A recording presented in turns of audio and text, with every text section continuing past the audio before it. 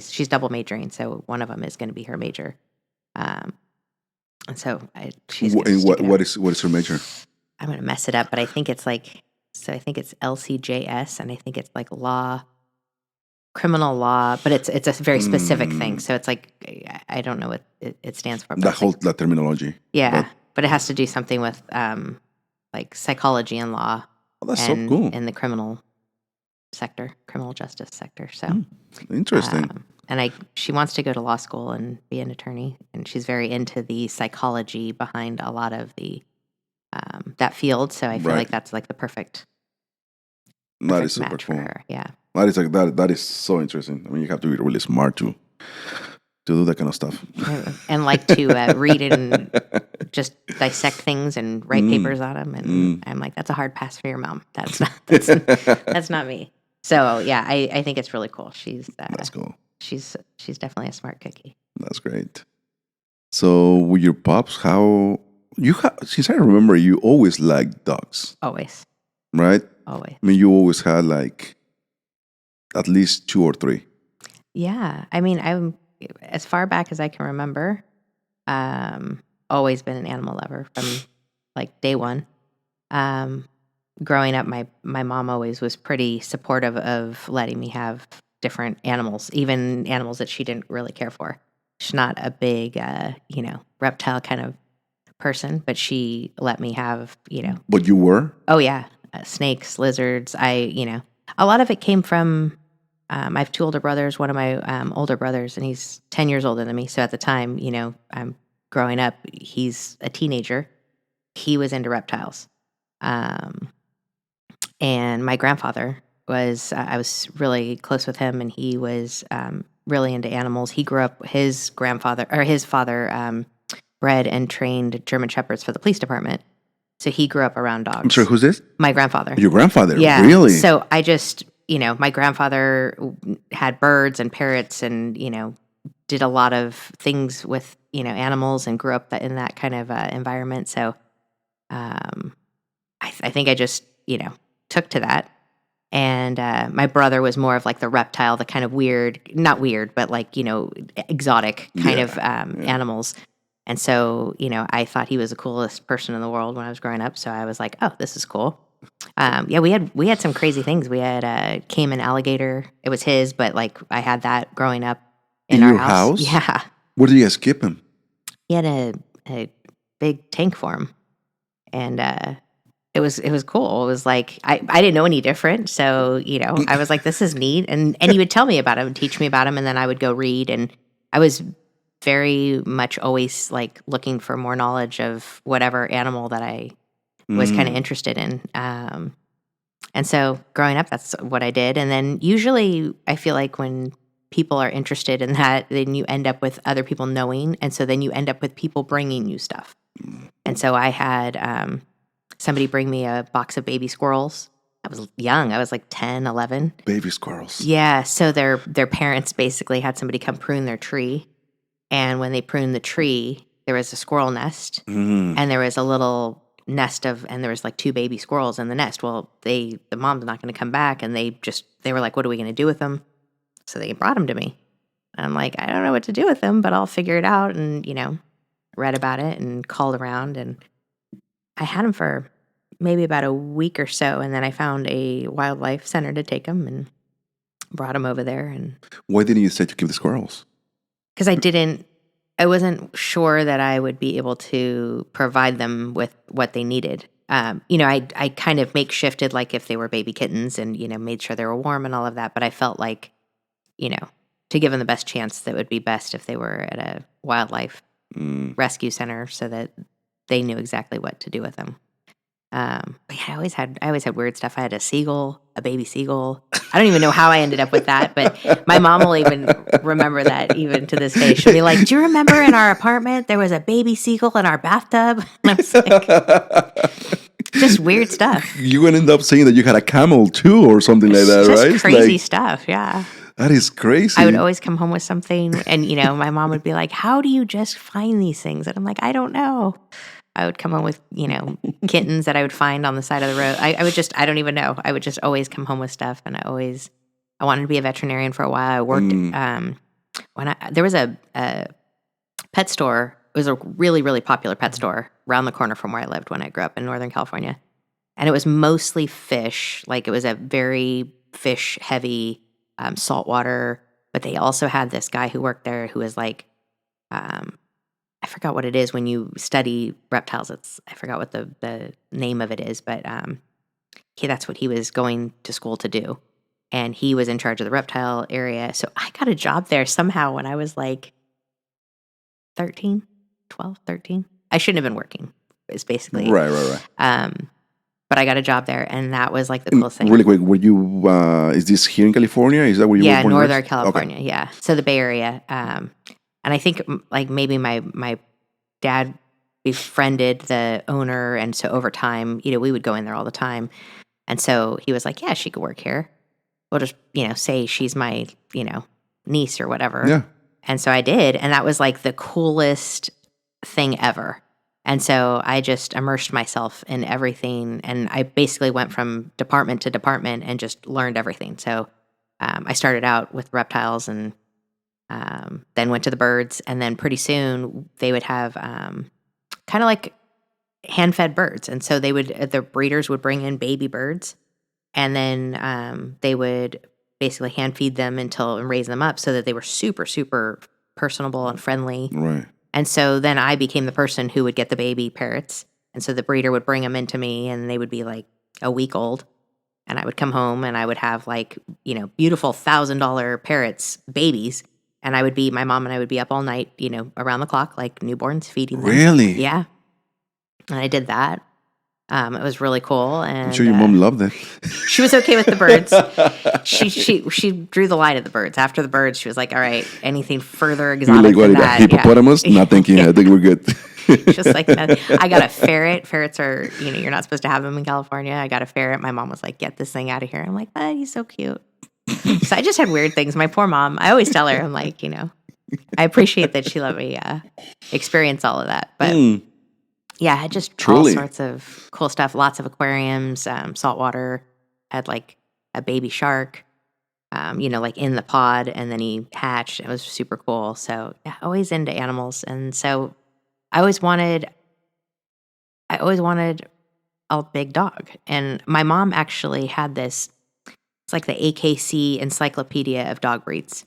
And it's so big. And I don't even know how I ended up with this book. I think she might have got it from my brother, and then I ended up just grabbing it out of his room. And I carried it around with me. I still have it to this day. And I don't even touch it really because it's kind of fallen apart because I would read it. And it was this massive book, and it was like the history of every single dog breed that the AKC recognized back in the 80s. And I'm dating myself. But I studied it like my life depended on knowing everything in that book. I don't know why it was so intriguing, but it was very fact-based about all these dog breeds and the history of them and why they started out and when they started out. And I fell in love with Dobermans. And so my mom was like a hard pass on that because she does not do big dogs. And she's like, I was raised around big dogs. I jump all over you. I don't want to deal with that. That's just too much. You could have a small dog. Because of her father. Yeah. She did, she remembers being young and going into her grandfather's backyard, and there was all these German Shepherds. And granted, they were, training them for the police department, but, you go into a backyard with a bunch of big dogs and you're a little girl, they're jumping all over you, pulling at your dress. Yeah. She just wasn't really into it. Yeah, makes sense. So she was like, no. Did you ever see your grandfather training the dogs? Did you ever get a chance of doing that? No. He always had dogs, but by the time I kind of came into the picture, because, my mom had my brothers 10 and 11 years before me, and then I came along. He was past that point of doing that. He didn't do that anymore. So, yeah, and he liked big dogs. So my grandfather and I every year would watch Westminster together. Since I was a little girl, we would sit, and I like dreamed of having a dog. He loved dog shows. He loved dogs. We would always talk about dogs. I dreamed of, having a dog that would go to Westminster and how cool that would be. And, as you get older, you kind of lose sight of some of that. But I always loved dog shows. I always would watch them on TV. And so I remember when I was young, I begged my mom for a Doberman, and she worked with somebody that had two. And so I thought, oh, I'm really getting to her. She might because she was like, you should meet him. He'll tell you about his dogs. So I'm like, this might be it. This might be where she's kind of easing into this whole idea. Maybe I can get one. Right. I started looking at breeders. I'm just diving in, I'm going to do this. And she was like, no, no, no. I just wanted you to know, he has them. I thought it would be cool. And I'm like, so I had dogs and they were all great. And, I had like a pug before pugs were, really, really a thing. Right. I had cool dogs. And then as I got older, started having Did kids. you say that's a cool dog? Yeah, yeah. My mom didn't know what it was. It was at a pet store. And there was like 3 of them in a little pen. They're the ones that have the eyes almost popping out, right? Yeah. Those are super cool. Weird looking dogs. I think I was maybe, and they snort a lot. I think I was maybe 7 or 8, and we went to this little shopping center. It had a pet store, and they had a bunch of puppies. And I'm like, oh my goodness, a Chinese pug. And my mom's like, what? And she was like, how do you even know what that is? And I just rattle off all these facts that I knew from the book that I read, and she was like, I don't know, we'll see, And then she was like, I got to go home and educate myself on this breed. Maybe they're not good with kids. And I'm like, they're super good with kids. I just start rattling off all this stuff. I'm like, I'm ready. So that was my first dog, and Puggy, and she was awesome. She was like a little clown. She was just very, very funny, and she was a good first dog. Okay. But not any show prospect of any sort. It was just a good pet, a good dog to have. But then as I got older, got other things, other animals came and went, had cats and kittens. I started getting into rescue.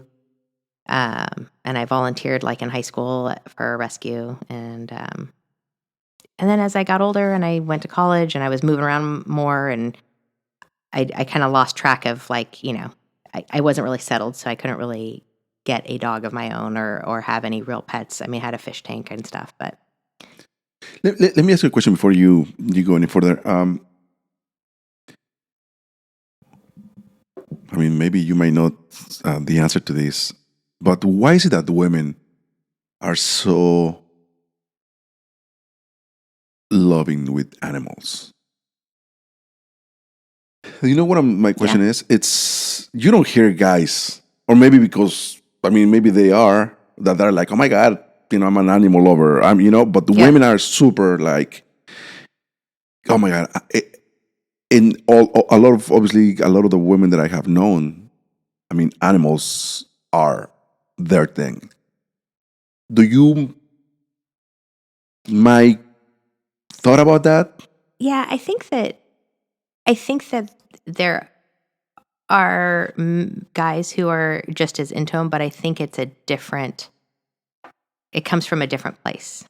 Okay. I think women, for the most part, have that desire to nurture, desire to care for, desire to have that connection, that very meaningful connection with another being.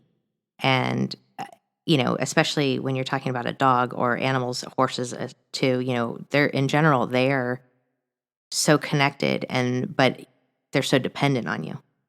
And so you have that connection, but also you need to take care of them. They need you to take care of them. But they give you so much.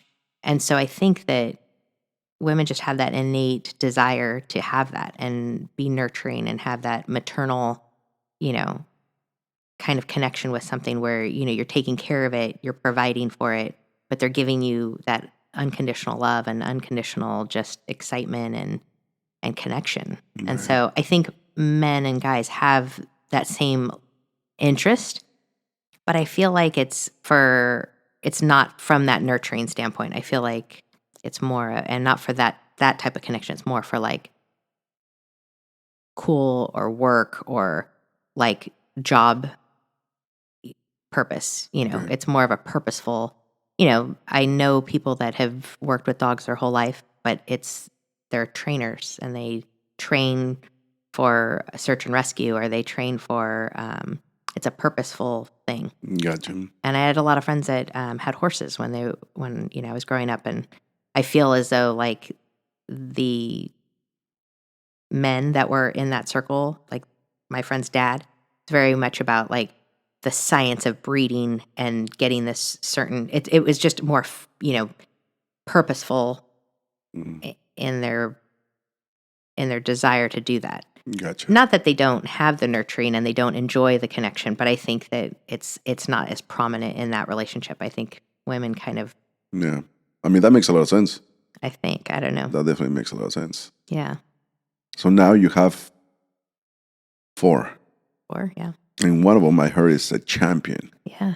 I finally got my Doberman. You finally got your Doberman. Yeah. Can you please elaborate on that and see how did that whole thing happen? Because I'm super interesting to hear you. I remember you comments like, yeah, I'm taking my dog here, I'm taking my dog there. And then he has to do this and that. And next thing you come like, oh yeah, he's a champion. It's like, okay, no big deal. Yeah. Well, like I said, I watched those dog shows growing up, and I always had it in my head that I wanted a Doberman. Never really played into my life going, when I had kids and such, going through, raising them. I had dogs, but I didn't really have the time to really stop and do something that was for me.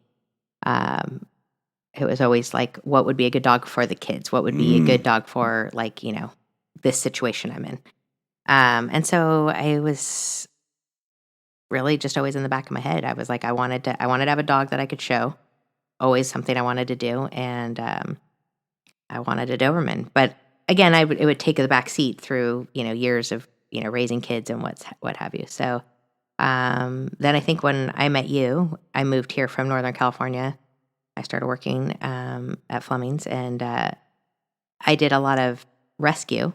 Kids were still young, so we just uprooted them, moved all the way over here, away from grandma, away from their friends and what they knew. So I was like, what would be good is we'll give them something that would be fun, give back, and I think that they would learn from it, and it would be a good experience. So I started looking for rescues that we could maybe do fostering and what have you. And so along those lines, just kept fostering, and rescue. And then we ended up with some rescue dogs. Really quick, do you remember back in, was it 2012, 2013, you had a dog, and you showed me a picture of it, and you're like, oh, look at this dog, and I'm just fostering him. And around that time, it was before I had Prince. Mm-hmm. And you mentioned like, oh yeah, like, once I'm done fostering it, maybe you can have it. Or like, I have to go through the whole process. And I was like, oh, that'd be so cool. And then he got stolen. Mm-hmm. He was such a beautiful dog. Oh, yeah. What kind of dog was it? And how did that whole thing happen? That was kind of weird. Kind of goes back to what I was saying is like when people somehow know that you do these things, I feel, especially with animals, it's like somehow you just get phone calls or texts and people just like, hey, I have this. Can you help me? And so I don't even know the person that I got him from, but someone in my rescue circle gave her my phone number. And she was a volunteer at the shelter in Riverside. And she had pulled up to do her Saturday morning volunteer shift. And somebody was dropping off this puppy before they even opened. They literally opened up the car door, got out with this puppy, a young puppy, it's probably maybe 8 weeks old, and put him at the doorstep like he's going to stay at this shelter. She just happened to be pulling up. And she was like, whoa, what do what's going on? And she was like, I found him.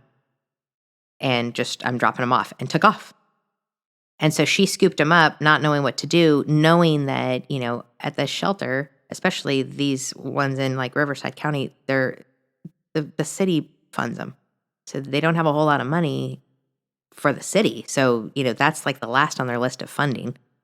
So a lot of those dogs get sick. They get really, really sick. Well, puppies are really susceptible because he probably hasn't been vaccinated. He's super young. Mm. So she didn't want him to go into the shelter because she knew he was probably going to get real sick. Yeah. So she put him in her car and started trying to reach out to all these people to say, like, who can help me with this puppy? I can't keep him, and I'm going in for my shift in a little bit. So somehow somebody gave her my number, and I just randomly on a Saturday morning got a phone call with a very panicked voice. I have this puppy. This what happened. Are you able to foster them? Like, are you able to take them? Can you just take them and, we'll work together. I'll find people to help if you need help, but I need somewhere for him now. Yeah. And I'm like, sure, yeah, we could do that. And she was like, I just have no other option. So I met her and I drove like halfway and to Riverside, and she just handed them off to me. And then I had, groups of people knowing about the situation. So they're like, do you need anything? We can get, towels or, whatever you need, food. And a lot of them just work off donations. Yeah. And we just took them home. And I thought, well, we'll keep them for a little while and get them all situated, and then we'll find a home for them like we have done in the past. I think we were by the time I got him, we named him Finley. I think we had done this 32 times. So 32 fosters. Wow. Either somebody found them or we went to the shelter. I would drive out there sometimes because I would see who was on their last day. Right. So I would drive out there and I had a list of the ones that were on their last day. And I would walk around and see, if nobody had any interest, if no other rescues were coming, who could I take? Who do we have room for? So yeah, we ended up with him and the kids were excited. He was super cute. And I was thinking to myself, I was like, this one's going to be a hard one for my kids to let go. Yeah, because you were mentioning it too. You're like, I don't know, we might keep him. I don't know. Yeah. I'm not so sure, but I'll let you know. And my kids were really good about, knowing the whole purpose was, look, if we keep him, then we can't keep doing this. But if we do this, then we have room for more and we can help more. Right. But I kept looking at that guy and I was like, I don't know. I don't know if my kids are going to let this one go. Do you remember what breed it was? I think he was half Mastiff. He had that like wrinkly a little bit in his face. And I don't know he was a big boy. Mm-hmm. Do you still have that picture? I think, yeah. I do. Okay. Yeah. Well, send it to me later and so that we can like post it. Yeah, he was a cutie. Yeah, but it's a beautiful dog. Somebody jumped over the fence and took him. And I was at work. And my kids had put him in the backyard just to go to the bathroom. And I literally just to go to the bathroom and came back out the backyard. It was maybe 5-8 minutes. Oh my God. And it was gone. Yeah. And they were just so upset. I mean, we spent hours and hours and hours looking for him. So my only thought is that, where we were was in a condo area in Irvine. And I think that there's a lot of college kids and what have you. And I think they would see him. So we'd walk him around. I think that they knew where he was and, jumped over and grabbed him. Yeah. So it was a bummer. But I always just think hopefully he was with somebody who really wanted him, and hopefully that it all worked out for him. But anyways, okay. So then continue with your story about your. So we just we rescued. I have some rescue fails at home. That's the other 3. They're on their older end. And being that they were on the older end, I was like, hey, that's about the time where I could start looking into getting my Doberman, because I feel like we've rescued, we've done all these great things. I feel like I've helped out. And now my dogs are getting on the older side. So definitely in the back of my head where I'm like, oh, well, now this is a really good time in my life where, my kids are mostly grown. I, of course, have the 8-year-old, but he's, not a baby. Yeah. I could now really focus and do what I want to do. And so it was COVID time. And we were kind of going stir crazy at the house. Yeah. And I thought to myself, this would be a good time. I'm just gonna look. I'm gonna start doing research because it's gonna take some time. Yeah. And I started researching, and over the course of time, and researching where I wanted to get them from. And Dobermans do have some genetic issues, like I had mentioned to you. All dogs have something. They have DCM, and it's like a heart issue. Okay. And it occurs in 50% of Dobermans. So it's not anything that they know specifically. Like you can't say like there's this test you could do. They have tests, but they're not foolproof. And even the very best breeders, they happen less, but it still happens. So it's a coin flip, basically. Right? Exactly. But certainly you want to stay away from breeders that, you don't see all those genetic testings because you're not sure what they're seeing and what they're breeding. So I had a very specific list of people that I would be okay with getting one from, and it was a very small list. And so as I kept doing more research, I narrowed it down to basically 2 breeders, and one of them is pretty much retiring, and so she only does like 1 litter every 3 years. So I'm like, well, Oh, wow. I mean, that list is long to get on her. You're 5 years out. I was like, I'm not going to do that. But I had talked to her, and she pointed me into the direction of Michelle, and she was a breeder that I had. She was the only other breeder on my list, and so I was like, well, I'm going to reach out to her. At this point, I decide I'm going to tell my husband, Brian, my thought process. Hey, just so you know, this is what I'm doing. And he's like, what are you talking about? Right. And I'm like, well, I always wanted one. This is what I was thinking, but it's going to be probably a 2-year list. So I'm going to put my name on the list now. Probably 2 years, she'll call me and she'll say, and we could decide at that point. It's not like you're stuck with it. Right. And he was like, fine. So talked to her a couple times. We hit it off. Like just one of those people with a phone conversation, like it seemed like we knew each other already. And we had a lot of friends that were acquaintances or mutual friends. I have friends that breed other types of dogs, and so we knew similar people. And so she was like, okay, great. This sounds wonderful. And I'm like, basically always wanted one from the time I was a little girl.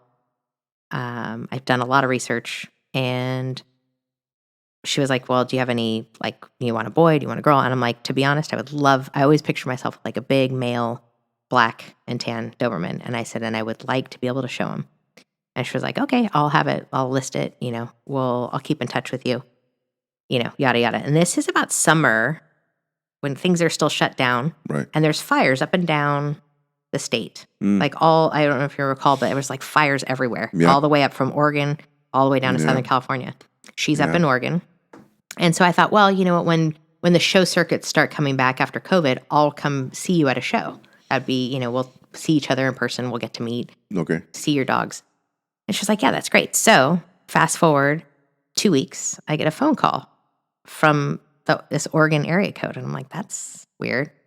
So I answer it, and it's her. She's like, hey, I know we talked, and I was going to put you on this list.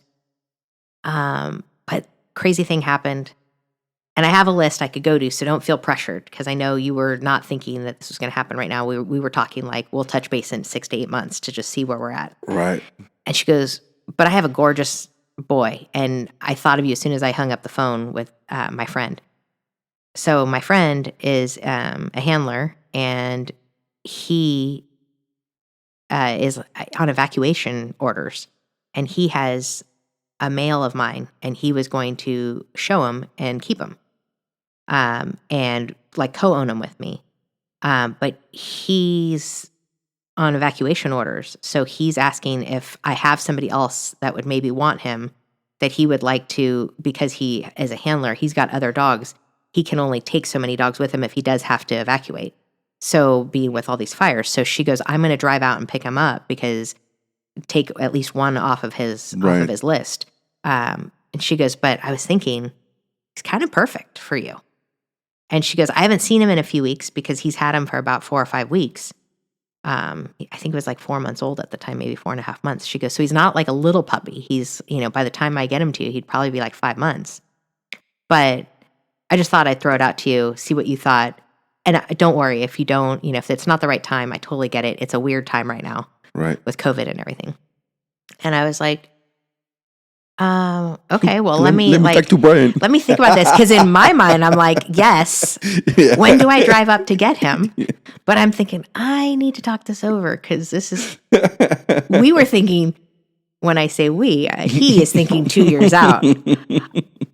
I'm thinking more of the 6-month mark. I'm thinking, so 6 months we'll talk. She'll probably have one for me. This is 2 weeks. And so I'm like, oh my gosh, I'm like, yeah, just let me just see what I could get together here.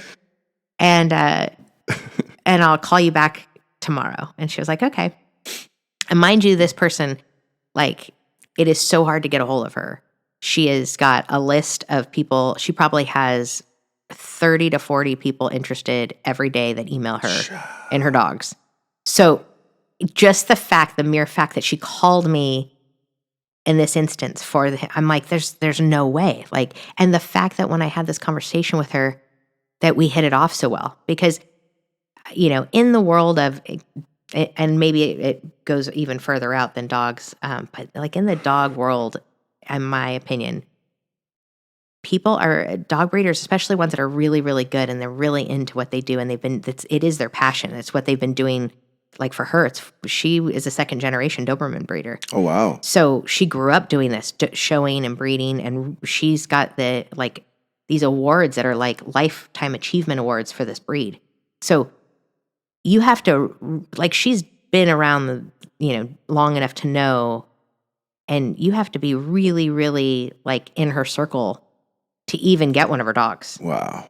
You don't just call these people up and just like, hey, I want a dog. Yeah. And famous people will try and get dogs, and they're like, no, I mean, I don't care that I don't care who you are. Right. Like Good for them. you've gotta want it and wait and really put the time in and meet them at shows and keep up with them and like communicate with them, and they want to see that you are going to be there for the life of this dog and that you're like, he's going to be your family member. They didn't spend the last 40 years doing this so that they could give you a puppy and, see you later. That's not this kind of circle. Right. You can find people that will, do that, absolutely. But these kind of people, it's like, it's almost like a club. You have to like really, really make an effort. So I'm thinking about this and I'm like, I can't pass this up.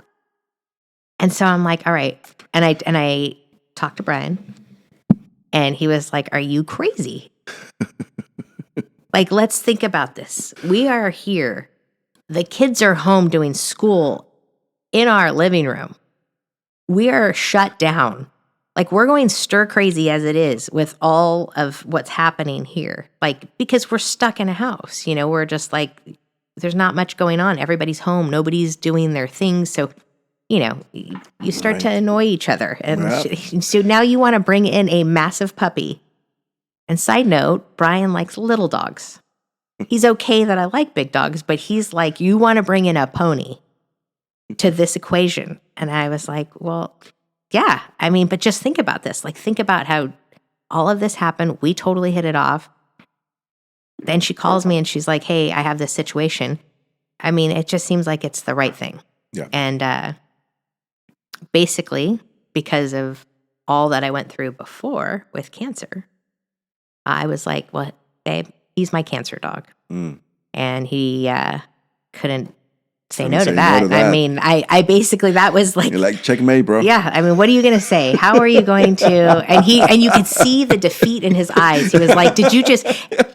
And you know him. He goes, did you just pull that card? And I said, yeah, I did. It's been sitting in my back pocket for quite some time.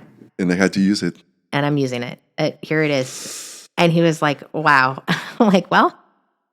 I mean, I got to use it at some point, and I've wanted him my whole life. So here we are. There's the card. It's the cancer card. And so in COVID, everything shut down. We drove with how old was Carter at the time? I mean, he was 4 maybe? 4 in the car. Now, when I say everything shut down, I'm talking like Jack in the Boxes don't even let you come in to use their bathroom. So we drove from Orange County all the way up to Gilroy and back in one day to pick up Roman. And how far of a drive was it? 6.5 hours. So you spent all day driving? Yeah. And that was really the best case scenario, because the breeder lives all the way up in Oregon. And normally you have to go up to her to pick him up. So that we're talking about 12 hours? Yeah. But there was fires up and down. And so even where she was like, I'm not in a fire area, but you would have to, like, I don't even know how you would get to me at this particular moment. Like, I remember looking at the map and there was like the fire little icons everywhere. And she said, I would only do this if I knew you, but so many people that I'm friends with. And to be honest, I feel like I know you. And so I know it sounds crazy and I would normally not do this, but if you're okay with it, I know I will meet you. I know I will see you as soon as this whole thing blows over. And I'm sure we're going to be friends. But I can give Roman, he wasn't Roman at the time, but I can give the puppy to this friend of mine who's coming to pick up his puppy. And he lives in Gilroy. He's a police officer in Gilroy. He's coming up with his wife. It was like 4 days later. And it was like this, like, so if you don't want to have to worry about driving all the way up here, I don't know when I can get down to you. COVID, fires, there was no dog shows. So I could give your puppy to him. He could drive it down to Gilroy and take his puppy with your puppy. And then you can go up to Gilroy and pick him up. And I'm like, done. I didn't even tell Brian. I'm like, done. Well, perfect. Where do I sign? I already turned in my card, so I am all good. Yeah. And so, we drove up there. I can't say Brian was as excited as I was. He was not. He was still very much like, I cannot believe we're doing this. And I think that when we got him, we looked at him, and I'm looking at him with, oh my God, this is like the most perfect being I've ever seen other than my children. Like, I literally, I was like, he is exactly what I dreamed of. And I think Brian looked at him and was like, you're bigger than I thought. And he voiced it. And he was like, babe, he's huge. And I'm thinking, he's just a puppy. He's a baby. Like, this is nothing. No. And he's like, you bought a horse. And I'm like, well, we're already here. Put him in the car, brought him home. And he, to this day, he is like the most perfect. I mean, he was like everything I ever dreamed of and more. Is just the most perfect. I love all my dogs. I've loved all my pets that I've ever had, but I have never had one that is so emotionally in tuned to everyone around him, but 10 times more to me. Like, he loves and is emotionally in tuned and loves and protects everybody, and is great with everybody in my family. However, when it comes to me, it's like we are one. Like, he is my dog. Wow. And he is so in tune to me and where I am at, and the barometer that he has on me as to, like, where my mental status is on that moment. Like, if I'm upset, even sometimes I don't even realize, maybe I'm kind of under the weather or whatever. I feel like he's already got it. He already knows his job is basically to be there for me. And it's the craziest, weirdest, but most amazing thing. Wow. So, how amazing could that feel to, in this case, to dream of a dog all of your life, right? And the next thing you know, you have it. Yeah. Within you. It's right next to you. Yeah. That's going to be the coolest feeling ever. It's funny because I think that to most, even my own mother, it sounds silly. Like, she's like, are you serious? And I'm like, Mom, don't you remember that I always wanted one? She was like, maybe, I guess. I don't know. You always wanted, yeah, I guess you did. You wanted that big dog. Is that the same dog? I mean, she doesn't even realize. And I'm like, I literally have held on to this want for so long. And it was okay because I wanted it to be at the right time. I wanted it to be the right thing. I didn't want it to be where my want was so selfish that I did it in a time when I didn't have time for him. Right. I didn't have the right circumstances. Like I said, I knew that this breed of dog needs your attention. They're Velcro dogs. That's what they are. So having 3 little kids probably is not the best time. Not that he wouldn't have been a dog that kind would have been good, but do I have that kind of energy? He would have, I mean, there is a prioritizing of, every day. Where would he be on my level of daily life? I mean, when you have 3 little kids, I don't care what kind of dog it is, it's not going to be above your 3 little kids that you're dealing with. So it just wasn't ever the right time. And it just so happened to be when we're sitting in a house during COVID, I'm like, I wasn't thinking at that moment. I was just bored and doing research and thinking, in the next year or 2, this would actually work. And life said, no, we're going to do it right now. Yeah. You need it right now. Yeah. And I honestly, at this point, didn't think about it so much then. I just seemed like everything was kind of lining up perfectly.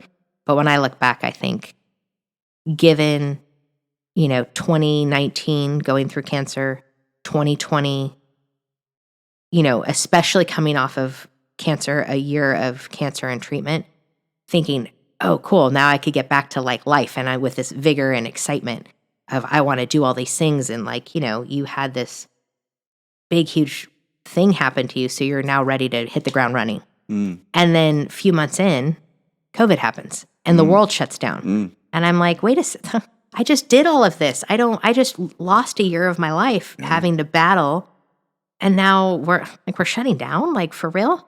And so I really think sometimes things just happen for a reason. And I think that, it might sound silly because he is a dog, but he was like the perfect thing I needed at that time. And maybe it was illogical because, we're all in a house and he was a big puppy. But I needed it. Yeah. It was not so much of what that you wanted it, but you needed the dog. Yeah. And that is what he is. And, every day that is, that's his job and he knows it and he loves it. And so, we co-own him, which means basically he has to be shown. I agreed to that. That's what I wanted. I remember that's what you mentioned, that he had to be shown. But that's part of the agreement is, if you are going to get a show dog or a dog that's going to be shown, it's all for the purpose of the breeder, really, because you're showing him, they're saying, look, he is of standard. This is the standard that was set when this breed was created way back when. This is the size, the color, the confirmation that he should be. If he gets his points that he's supposed to get from all these different judges and becomes a champion, then that basically goes back to the breeder, and the breeder's like, okay, so then I will breed him because you're trying to keep the lineage. Exactly, going. and the standard. The pedigree. Because if you start breeding them and they're a little short or a little long or a little dark or a little, like, you start breeding, then you get whatever. The standard goes away. Gotcha. The purpose goes away.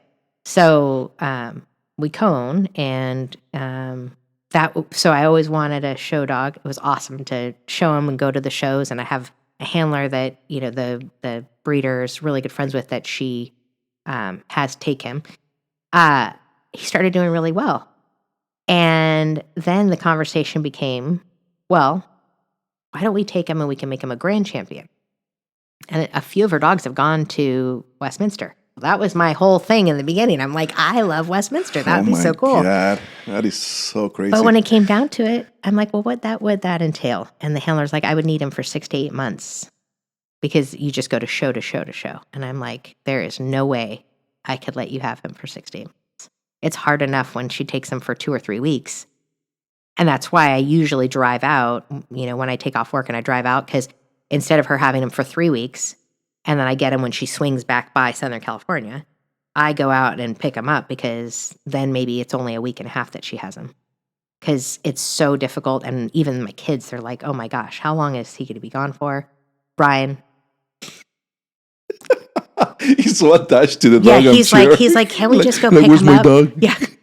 It's like, how long is he going to be gone for? This is ridiculous. So he's just going to stick with being a champion, which we're super excited about. But yeah, we're going to keep it as is. We're not going to go grand champion. I can't do 6 months. I mean, you got to figure, the lifespan is hopefully 10 to 11 years.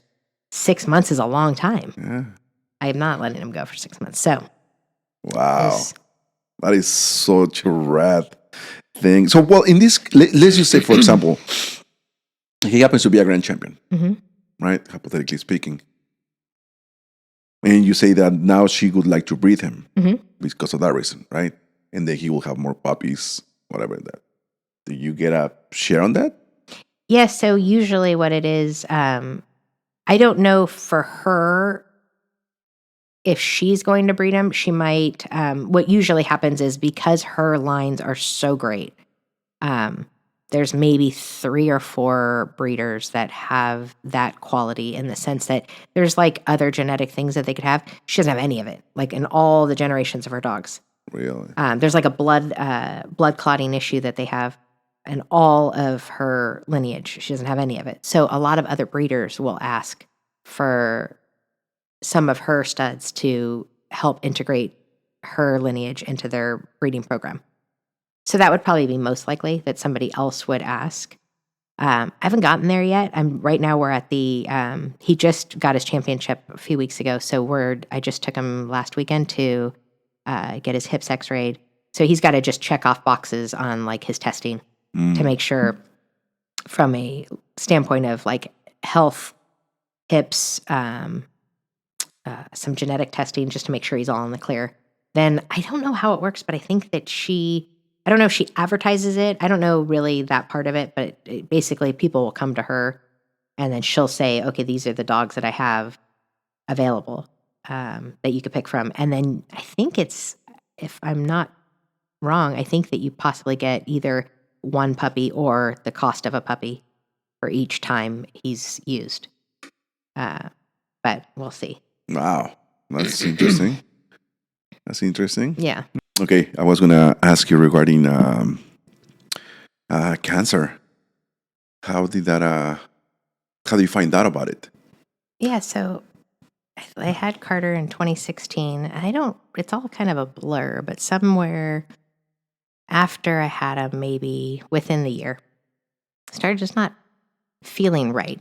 Didn't feel sick, but I just, digestive, I never had any issues before. I never had any allergies, but digestive system was just not right. Bloaty. Sometimes I would feel like a little nauseous. But it wasn't every day. It was, it would be every few days, every now and then. So I really didn't think anything of it. Just kind of, just had a baby, life. Right. And then things would come up. Like I would get like a UTI, like just a urinary tract infection, like just never really had them before. And then I couldn't kick it. I would go to the doctor, they would give me something, and then like a week later it would come back, and that would be weird, right? Like I've never had that. And so it's just little things coming up, but I just never really put it together. And then digestively, I could never kick it. So then I started like thinking, okay, well, this kind of seems like, when you hear people having gluten intolerance or what have you.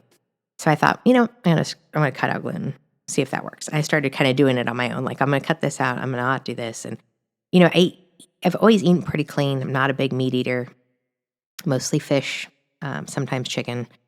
Don't eat red meat and don't really do dairy. I might do cheese here and there, but I don't do like Milk, regular milk or anything. Yeah. So I'm like, okay, so it's not that. So I'm just trying to kind of piece together what it could be. So finally I go to the doctor. They send me to a gastroenterologist, go to the gastro, and go through my whole health history, even discuss like my mom had breast cancer, this and that, just, from A to B, B to C, all the way down. And he goes, well, you've had 4 children. Could be this where, just from going through 4 pregnancies, things move around. That could be why this is happening. You seem healthy otherwise. Or it could be like a gluten intolerance. So maybe why don't we start kind of weeding things out of your diet and start kind of trying to put this pieces together. And by the time I went to him, I had already, in my opinion, gotten to a point where it was like my digestive system was now kind of affecting more regularly my apprehension to do things. Because I would be like, I don't know, it would be like, I don't know if I want to go on this longer drive because what if my stomach gets upset? Right. So that's why I went, because I'm like, okay, when it's starting to affect now, you're trying to adapt around something, it's a problem. And so even with that, he was like, well, no, I think, it's probably this, probably that. You're young. I would think at the time I was maybe 38, 39. And so I was like, okay, it seemed reasonable. It seemed reasonable what he was saying. It seemed reasonable when he's telling me, you have 4 children, things move around, and he's giving like explanations and, possibilities. So leave his office, and I'm thinking, okay, that's, at least I feel better because I feel like he wasn't concerned. Right. And a couple months go by, and it's not getting any better. In fact, it's getting worse. And now I'm starting to feel like like my stomach is upset more than it's not upset. And I'm starting to, when I need to go to the bathroom, I need to go. Like I'm starting to, like, things are now where I'm like, something's up. This is not correct. Right. And this is not anything to do with what I'm eating, because it's just like, it's not like I'm eating and then this is happening. I wake up like this. And so, again, still not putting anything, I don't really have an idea of what this could be. I'm thinking something's up though. Right. And then I go back to the doctor, and this time I pick out my own gastroenterologist, and I'm like, I'm just gonna pick somebody that this is what they do, and I just selected somebody randomly. Went into his office. I think I was in his office visiting him maybe 5 to 7 minutes, and I'm starting to tell him from the beginning my symptoms, and he said to me, "You don't look well," and I was like, "What do you?" Well, yeah, I mean, my stomach's been bothering me. And he's like, "No, you need a colonoscopy." And I was like, "What?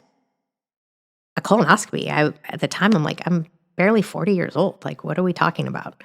And he was like, you need one, like, as soon as possible. When can you come in and have one? Wow. And he said it with such, like, urgency. Urgency, yeah. And I think, I'm like, well, I mean, I'm so taken back. I'm like, whenever, and he wasn't, I'm just going to say, he wasn't like a warm and fuzzy doctor. He was kind of like very matter of fact. And so I wasn't really even in the moment gelling with him because I'm just like, I don't know about this guy. Like, he seems like he's just, barely listening to what I'm saying. And he was like, I'm doing them Saturday morning. That's my next that's my next time I'm doing them. I will move my schedule. You're going to be my first one Saturday morning at 7 a.m. It was Thursday. And he goes, so starting tomorrow, you got to do your prep. And he's just rambling off like this. And he's like, you've got to be in here. You've got to be ready to go 7 a.m. Saturday morning. And I was kind of perturbed because I was like, you're not even really listening to me. I barely got through like what my symptoms were. You just pretty much cut me off, and now I want to do this procedure, which I think is ludicrous because in my mind, I'm like, don't you do these procedures when you're like 60? Like, I'm not even there yet. And I was kind of perturbed, and I was like, but I was thinking, well, at least maybe we'll get some answers, right? Like, so I'm like, okay, so go in 7 a.m. Cancer was not even on my radar of what this could be. Just going in to try and figure out what is wrong. Again, not super sold on this doctor and the way that he went about just, being very matter of fact. I'm kind of taken back by it. Right. I go in there. Brian's with me. They put me under. It's a very quick procedure. In fact, the prep is really the worst part. You just, got to clean everything out. So you're just, for like 24 hours, you're just sitting at home, going to the bathroom all the time. Right. And I wake up, and nurses are really great. I'm usually very talkative with them. Like, my nurse was super nice. We're chatting when she's getting me ready. I come out, and you're not put under all the way. You're like kind of in this, I don't know what it's called, but it's like I always call it like the Michael Jackson Twilight, whatever that was. He was on that profanol or whatever, where you're kind of in a light sleep. That's what you're in. So when you wake up, you're not groggy. I mean, you're a little bit like you just woke up from sleep. So I'm like kind of waking up. Brian's there. And I think you sit for like 45 minutes and the doctor comes by. But I'm like, all of a sudden, even though I'm very tired, I'm looking around and my nurse is there. A nurse that was chatting with me and we were having fun, kind of smiling and being goofy. It's really solemn. And I'm picking up on these things. And I'm sitting there. And I'm like, the vibe in here, I mean, I was only in there for 20 minutes. The vibe in here is done a 180. And I'm like, what is going on? Not putting it together still. I'm just like, what the heck is going on? This is weird. Yeah. The doctor comes in and he hands me like a packet and he goes, I'm forwarding all of this information over to an oncologist. You have growth. I think it's whatever the scientific word is for such and such cancer. And I'm like, excuse me? And he's like, yeah, I'm pretty sure this, I mean, we still have to send it to pathology. I can't say with 100%, but this is all looking like you've got colorectal cancer. And I'm like, true. You've got to be kidding me. Are you serious? Is this really for real? And Brian's like, what? An oncologist. And I'm like, what is going on? I can't even comprehend what is going on at this point. And I'm like looking at my nurse thinking, that's why you were not taught. Like, I'm kind of irritated because I'm like, I was not expecting this at all. This blindsided me. And I'm like, how is this? What is going on? Right. And he was very matter of fact. Said, I'm glad you came in when you did, but I'm going to forward you on to some oncologists, you'll hear from them. Well, it was December 28th, right in the midst of holiday time, maybe December 29th. So when he's saying he's forwarding me on, I want to know tomorrow. I don't find out for another 2 weeks. I'm just sitting and waiting with the knowledge of this is most likely cancer. But we don't, I have to wait for everybody. Well, everybody's on vacation and, they're in the midst of holiday. Offices are closed for New Year's Eve, what have you. So it took 2 more weeks to find out the pathology. And he was right. The pathology, I got a phone call and it was colorectal cancer. So then when I leave and I go home, of course I'm not sleeping. And Brian and I are like, what just happened? Like, what is going on? And I'm thinking, I'm now terrified because I have a baby. I have 3 kids, 2 in high school, 1 in junior high, and I have a baby. And I'm like, what? I'm 40. How did this happen? I eat well. Like I don't even eat fast food. Like what is going on? I was so taken back. It took a while just to wrap my head around it because I'm like I said, my mom had breast cancer. So in the back of my head, I thought, well, if something was going to happen, that would be it. Right. So this came from far left field. Just doesn't make sense to me. Like I don't smoke. I don't do drugs. How is it possible? How is this feasible? I'm like almost vegetarian. I don't really eat fast food. How is this feasible? Right. And it was a very eye-opening experience. And it took weeks because of the timing. And I called work that day. And I'm like, I was supposed to work that night. And I was like, at the time it was Sanjeev. I'm like, so I'm not coming to work. I just had, medical procedure. I didn't really tell him much, but I'm like, I still need to wrap my head around it. I don't know what's going to be happening in the next few weeks, but I'm going to need time off. And he was really nice. And he was like, you don't need to tell me anything. I got it covered. You let me know when you're ready. Yeah. And that's what I needed to hear because I couldn't even come to terms with what I was dealing with to even understand how to articulate what I needed or what was going to happen tomorrow, let alone 2 weeks from now. Yeah. And, it was one of those things. It was just like, what do we do? Wow. So what was the next step? Just a lot of waiting. It was a lot of waiting. And it was a lot of tears. I mean, it was like, I think Brian and I cried every day for months because it was so many unknowns. And it was like, at that particular moment, at that time, those first few days, it was the waiting game. Yeah. You had a glimmer of hope, of course, that maybe pathology would come back and the doctor would be wrong. Right. You had the reality that it probably wasn't going to be wrong because, this is what he does. And he knew that's why he said, you need to get a colonoscopy like now. And then the anger from, I was at a doctor 8 months ago who told me not a big deal. That's what I left hearing, well, we'll figure it out.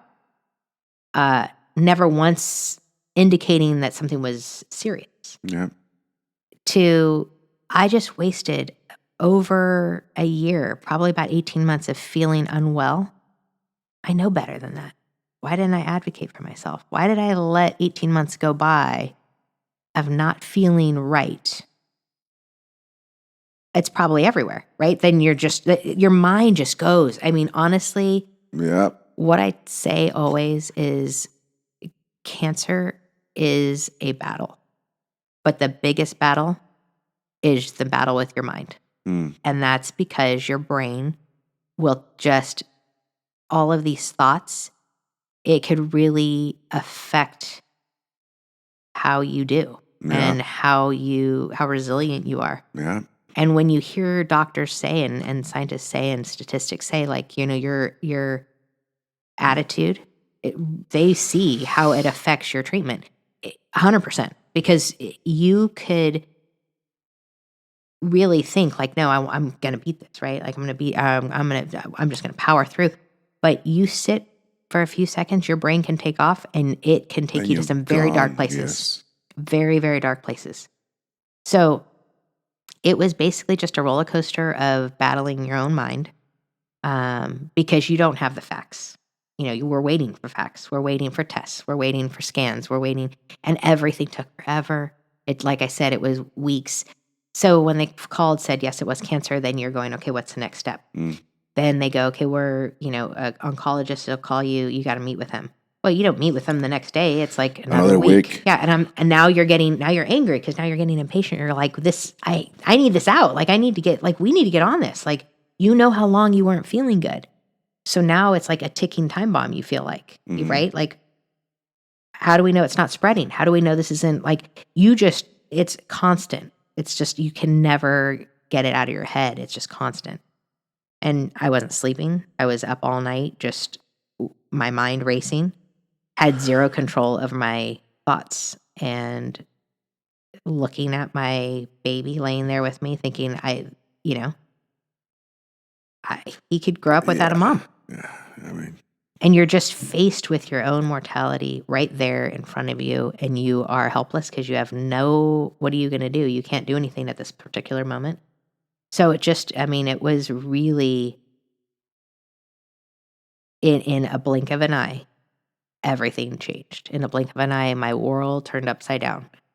And so it was really just a really difficult time.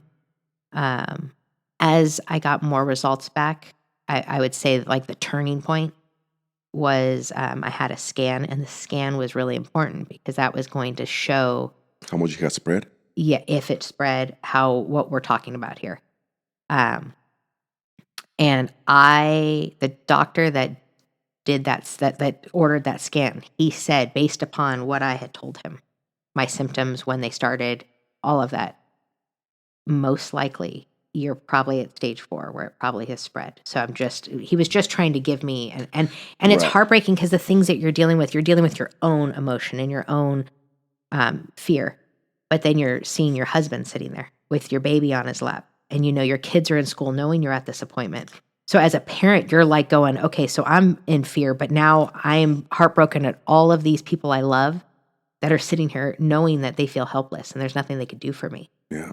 And my mom's sitting there, and I'm like, that's my mom. She's sitting in the room hearing these words come out of the doctor's mouth. I don't want to hear them, but I even more so don't want these people that I love, that love me, to have to hear this. And so it was where, he said that, and I was like, okay.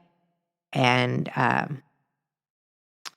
he said, so you're going to do the scan tomorrow. I think it was a Thursday, maybe late Thursday. He goes, I probably won't get those results until Monday. So I'll call you on Monday. And it was the first time where I felt like a doctor really knew. And he saw me, and he goes, I know that I'm asking you to wait a long time, and I apologize about that. We just don't get them back that fast. Because that was where my mind was. I'm like, you just want me to wait. Like, we're just going to keep waiting. Right. This is all just like whenever you get to me. And you get very frustrated and angry and like, this is my world. And you have all the answers and I have to wait.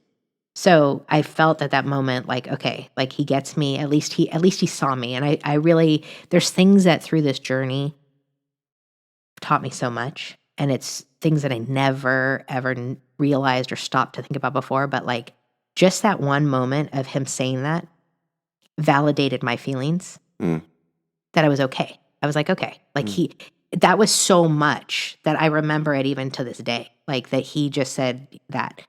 So Thursday I did my scan laying on the table, and I'm just all of a sudden, I wouldn't say I was not a religious person, but I wasn't raised going to church. I'm Catholic, but I wasn't raised, really wasn't raised in that atmosphere. Mm-hmm. But I had belief. Right. I became filled with faith, because what else do you have when you're laying there alone on a table getting a scan that is going to tell you how much time you have left? Yeah. What do you do? Well, you're literally there with your own thoughts. I mean, Brian can't be in the room with me. My family can't be in the room with me. I'm in a room with a stranger who walks out of the room because I'm getting scanned. And, it might be a 10-minute scan. It feels like it's 10 years. Like you're there with this machine, and it's going to give you answers that you have to just deal with. So I feel like so much happened so fast where, you all of a sudden I felt myself never talking to God before, Mm. begging for him to hear me. Mm. And it's just, but being comfortable with it. Because what else do I have? Like, what else can I do? Right. And so, doing that scan, praying, and always what I prayed for is just more time. That's all I wanted. And that was the thing that I still hold on to this day, is that all of these things that we have are great, but when you're stripped of everything and you know that you don't know when your last day is, which none of us do, but when you have to actually look at your own mortality, time is what you want. You just want time with the people you care about. That's it. Yeah. And so that's basically what that was. And I was really prepared for them to call me and tell me that I was riddled with it. It was get your affairs in order. There's only so much we could do, because I knew how long I had waited. I knew how long this had been. And then with what the doctor said. So he called me Friday afternoon. He wasn't supposed to call me till Monday. Wow. I looked in my portal, and my scans weren't up. And he called me and he goes, "Hey, I'm taking a moment. I'm in surgery, but I'm taking a moment because I just got your scans on my phone. And I just wanted to call you before you had to wait through the weekend." And I am now shaking. I'm in the hallway of my house. Kids are at school. I think Brian walked out to the car for something. I'm literally by myself in my house.